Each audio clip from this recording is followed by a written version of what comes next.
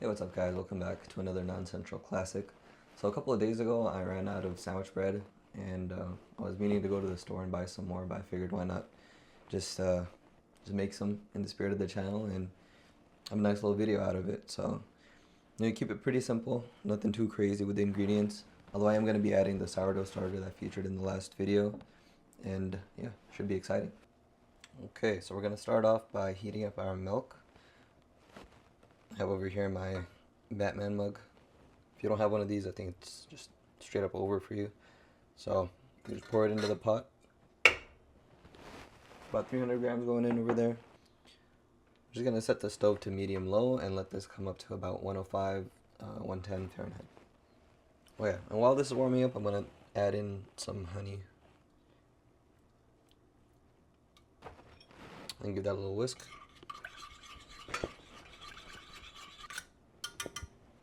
Okay, so I actually walked away and it might have gotten a little bit too hot, but as long as it doesn't boil, it should be fine. We're just gonna take this off the heat and let it cool down for a little bit. The milk has had a chance to cool down, so adding it into the stand mixer right now. Using a stand mixer today, obviously you could do this in a regular bowl if you want, but it's feeling a little bit lazy. Next up, we're gonna throw in just a spoonful of sourdough discard. This is optional, obviously, just for flavor. I'm just gonna add about half a cup of the flour straight to this mixture. Actual last thing we're putting in here is yeast. So still using the active dry and just putting in about 2 teaspoons of that. And just gonna whisk this up by hand for now.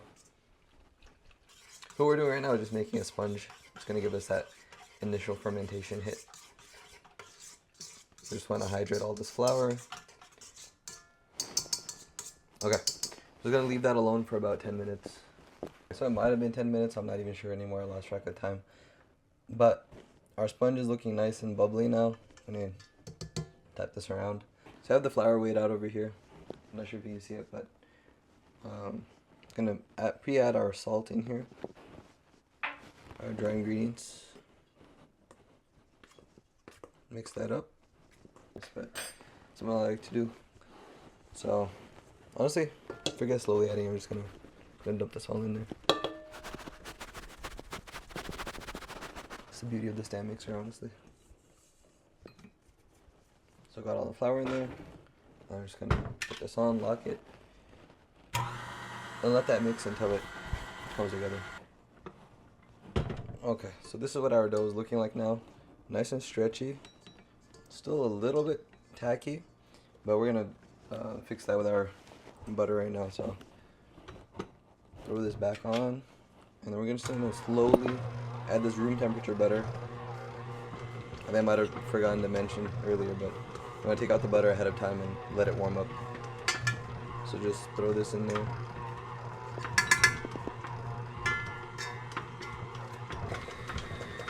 I'm gonna do this bit by bit, so slowly incorporates.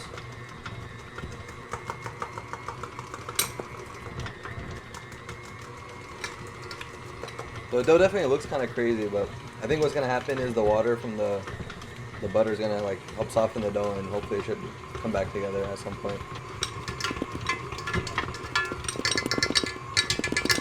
And there's our last addition of butter in there.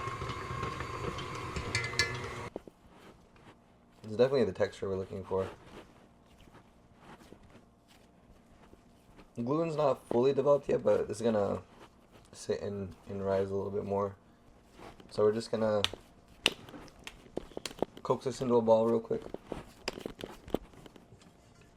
Just gonna cover this and let it rise for an hour. There's quite a bit going on in the house right now. My wife has some people over, so you might hear some background noise. Apologies for that. So I'm just gonna take our dough out, plop it out onto this work surface. As you can see, it's nice and bubbly. A little bit overproof, but we'll deal with that. Next up, I got this loaf pan over here, and I just buttered all the sides of it. I'm gonna set this off to the side over here, and then we're just gonna gently press this out. We don't want to deflate it too much, but we're gonna put it into roughly the length of our loaf pan.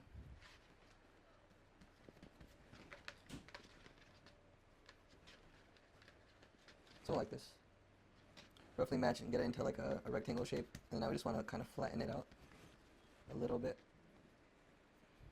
tuck the edges, just like this, and then we're gonna roll it out a long ways.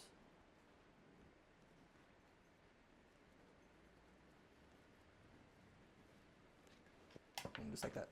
We're gonna even it out as much as we can. We don't want it too pointed at the edges, so you can kind of tuck these in over here.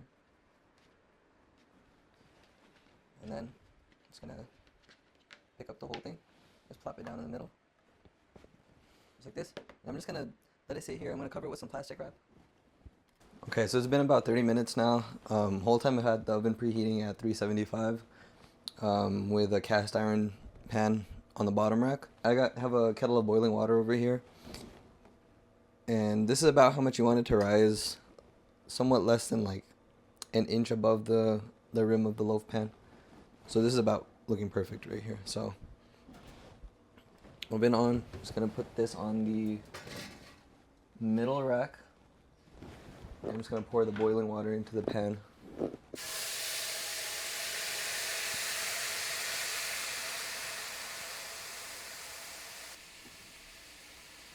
I'm gonna be real careful doing this because there's gonna be a lot of steam.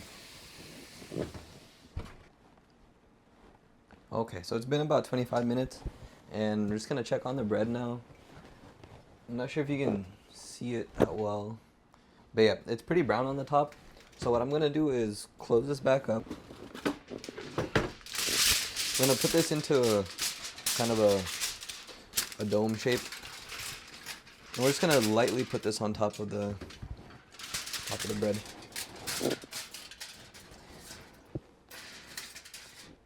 And that's just so that we don't get too much radiant heat on top. We don't want it to brown too much. But it does need to bake for another 10-15 minutes. It's been roughly 15 minutes since the last time we checked on the bread. So my glasses just got all steamed up from the thing. So I'm gonna pull off the foil, and we want to just temp the bread to make sure that the inside of it is done. We're looking for about 195. So let's see. Knock over the thermometer for fun. And we just pierce the middle of it right here. And we are at, yep, 195. So should be good to take this guy out. Pop him down over here. And yeah, we'll just let this cool down. Loosely covered for a little bit so nothing gets to it. Now that it's cooled down a little bit, we can handle it with our hands. The pan is still hot to the touch, but should slide out now. I'm gonna use these and just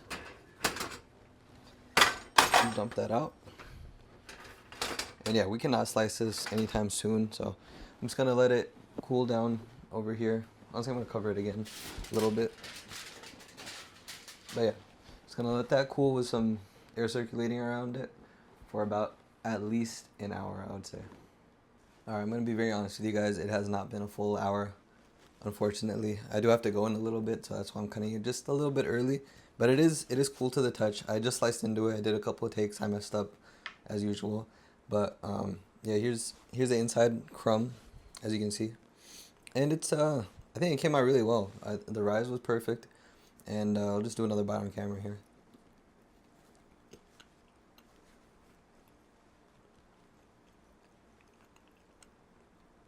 And yeah, I mean, not too much to say, it's bread, but it's really nice bread.